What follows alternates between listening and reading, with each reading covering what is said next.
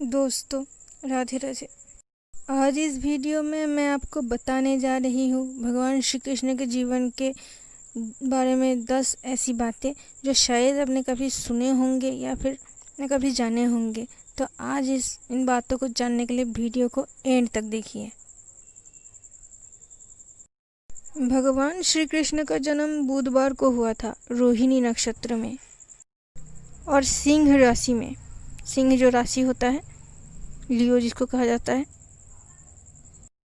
दूसरी बात है, भगवान श्री कृष्ण जब ब्रज में यानी वृंदावन में रहे थे तो एक भी दिन उन्होंने सिले हुए वस्त्र नहीं पहने थे और ब्रज में रहते वक्त ही उन्होंने कभी जूती या चप्पल पहनना स्वीकार नहीं किया था।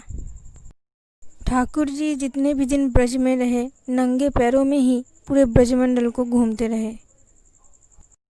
ब्रज में रहते समय उन्होंने किसी भी असुर की वध करने में कभी भी अस्त्र या शस्त्र के प्रयोग नहीं किया। अपने हाथों से ही, नंगे हाथों से ही सबका वध किया। वैसे तो नंद बाबा के यहाँ 9 लाख के करीब गैया थी, लेकिन क्या आप जानते हैं कि भगवान श्री कृष्ण हमेशा श्यामा नामक एक गैया का ही दूध पीना पसंद करते थे और कोई गैया का दूध नहीं पीते थे। तीसरी बात यह है कि भगवान श्री कृष्ण भगवान विष्णु के 10 अवतारों में से एक भी नहीं थे। भगवान श्री कृष्ण तो अवतारी थे, या फिर आप उन्हें अवतारागार भी कह सकते हो। अवतारागार यानी जिनसे दूसरे सारे अवतारगण प्रकट होते हैं। इसीलिए कहा जाता है कि भगवान श्री कृष्ण ही असली ब्रह्म है, पूर्ण ब्रह्म है और परम ब्रह्म है। चौथी बात, क्या आप जानते हैं कि भगवान श्री कृष्ण वृंदावन में कितने दिन रहे थे? जी, वो 11 बरस 56 दिन तक वृंदावन में रहे थे। और जब श्री कृष्ण ने रास रचाया था तब उनका उम्र था करीब 6 से 7 साल, यानी 6 से एक 7 साल का बालक थे तब वो, जब उन्होंने वृंदावन में गोपियों के संग रास रचाए थे। लेकिन दोस्तों, दुख की बात यह है कि कुछ टीवी सीरियल्स में भगवान श्री कृष्ण के रास रचाते टाइम के उम्र को जो अवस्था यानी जवान करके दिखाया जाता है, जो कि बिल्कुल सही नहीं है। क्योंकि वो तो 11 बरस 56 दिन में ही ब्रज छिड़ के गए थे, तो फिर वो तो जवान ही हमने ब्रज में काटे ही नहीं, तो फिर वो जवान होकर रास कैसे रचा सकते हैं? इस छोटी सी युक्ति को कोई नहीं समझता, जो कि सरासर गलत है। गलत तरीके से उनको प्रस्तुत किया जाता है। 5वीं बात, भगवान श्री कृष्ण के जीवन में 8 अंक का बहुत बड़ा महत्व रहा था। जैसे कि भगवान श्री कृष्ण माँ देवकी के 8वें संतान थे और भगवान श्री कृष्ण का जन्म अष्टमी तिथि को हुई थी और फिर सारे जो प्रहर थे उनके जाने के बाद 8वां जो मुहूर्त आया था उसमें ही भगवान श्री कृष्ण का जन्म हुआ था। वृंदावन में भगवान श्री कृष्ण के 8 सखियाँ थी और साथ ही साथ उनके 8 मुख्य पटरानियाँ थी।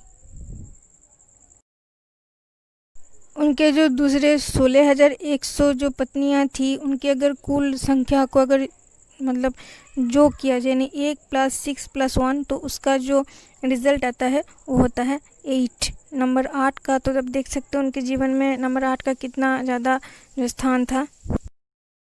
और भगवान श्री कृष्ण इस धराधाम में करीब 125 वर्ष तक रहे थे, यानी 125 वर्ष का उनका जीवन था। इसको भी कुल नंबर को अगर मिलाया जाए 1 + 2 + 5, तो इसका रिजल्ट भी 8 अंक ही आता है। छठी बात है भगवान श्री कृष्ण का परपोता यानी बद्रीनाथ जी के बारे में। श्री कृष्ण और रुक्मिणी जी का जो पुत्र था उनका नाम था प्रद्युम्न, और प्रद्युम्न जी का जो पुत्र था उनका नाम था अनिरुद्ध,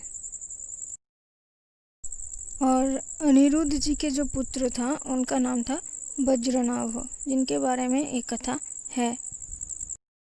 वज्रनाभ जो थे वो भगवान श्री कृष्ण के धराधाम से जाने के बाद उनका जन्म हुआ था, इसीलिए उन्होंने भगवान श्री कृष्ण को कभी अपने आँखों से नहीं देखा था और बचपन से ही उनके मन में ये इच्छा थी कि भगवान श्री कृष्ण का असली रूप का दर्शन करें।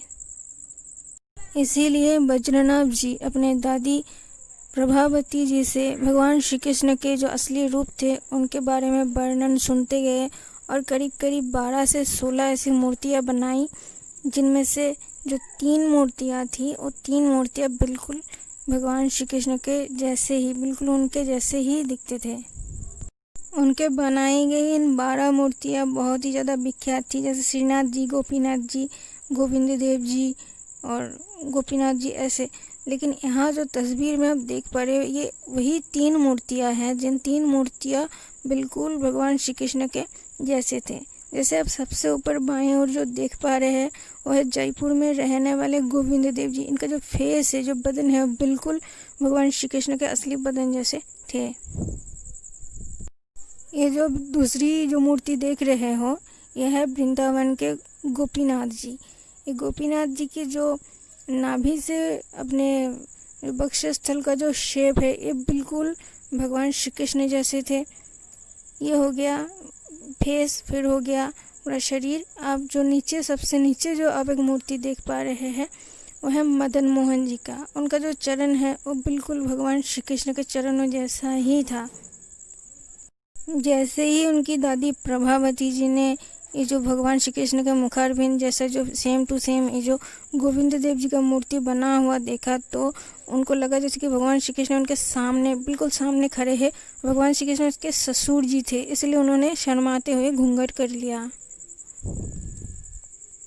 सातवीं बात, क्या आप जानते हो कि भगवान श्री कृष्ण अपने पूरे जीवन काल तक ब्रह्मचारी थे और उसकी ही निशानी स्वरूप, प्रतीक स्वरूप वो हमेशा अपने जो सिर होता था, मस्तक होता था, वहाँ पर हमेशा मोर पंख लगाया करते थे।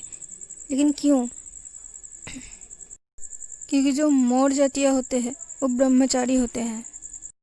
क्योंकि जब एक मोर आसमान में काले काले बादलों को यानी मेघों को देख करके विरह में खूब रोते हैं, तब जो मोरनियाँ होती है वो जो मोर होते हैं जो रोते हुए होते हैं, उस मोर के आँखों के जो आंसू होते हैं वो पीते हैं और फिर प्रेग्नेंट यानी गर्भवती होते हैं। वो लोग अपने जीवन काल में सेक्स नहीं करते हैं, इसलिए उन लोगों को, मोरों को हमेशा ब्रह्मचारी ही कहा जाता है। और उसी ब्रह्मचर्य के निशानी के खातिर भगवान श्री कृष्ण अपने मस्तक पर उनका पंखा धारण करते हैं।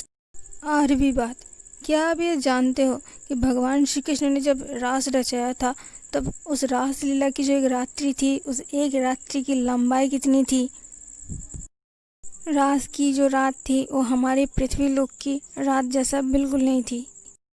रास लीला की जो रात थी वो ब्रह्म देवता के एक रात की बराबर थी। ब्रह्म देवता की जो एक रात होती है उसका जो समानता होती है वो पृथ्वी वालों के रातों के 1,72,80,000 रातों के समान होते हैं। वो एक ब्रह्म रात का था, एक रास का रात। 9वीं बात, जो कृष्ण के जो बड़े दाऊ भैया थे, बलराम दाऊ, वो राम जन्म में राम जी का छोटा भाई लक्ष्मण था। कृष्ण जी का जो मित्र थे सुदामा विप्र, जिनको आप सब जानते हो, वो राम जन्म में राम जी का छोटा भाई भरत जी थे।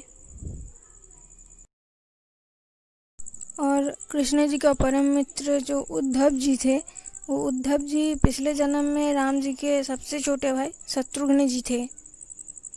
10वीं बात, जिस शिकारी ने भगवान श्री कृष्ण का मृत्यु का कारण बना था, क्या पता है आपको वो पिछले जन्म में कौन थे? जब त्रेता युग में भगवान श्री राम ने सुग्रीव का भाई बाली का छल से वध किया था, तब बाली की जो पत्नी थी तारा, उन्होंने भगवान श्री राम को ये श्राप दिया था कि इस जन्म में तुमने मेरे पति को छल से मारा तो अगले जन्म में यही जरा बहेलिया बन के तुमको चुपके से छल से ज़रूर मरेगा। और कहा जाता है कि वही जो थे बाली, वही भगवान श्री कृष्ण का मृत्यु का कारण बना। तो दोस्तों, राधे राधे। कमेंट करके बताइएगा ये वीडियो आपको कैसी लगी, अच्छी लगी या बुरी लगी, क्योंकि आपका राय जानना हमारे लिए बहुत इम्पोर्टेंट है। इसलिए कमेंट करके ज़रूर बताइएगा कि कैसा लगा वीडियो। दोस्तों, क्या आप लोग भी कृष्ण भक्त हैं? तो अनुरोध करती हूँ कि आप कृपया जाप करना शुरू कर दीजिए। अगर आपके गुरुजी ने कोई इष्ट मंत्र आपको दिया है तो आपको उन्हीं मंत्रों का जप करना चाहिए, और अगर नहीं दिया है तो फिर मैं एक मंत्र बताती हूँ जो कि श्री चैतन्य महाप्रभु का दिया हुआ मंत्र है, वो आप जप कर सकते हो। वो मंत्र है हरे कृष्ण कृष्ण कृष्ण हरे हरे, हरे राम राम राम हरे हरे। इस मंत्र का आप जाप कर सकते हो।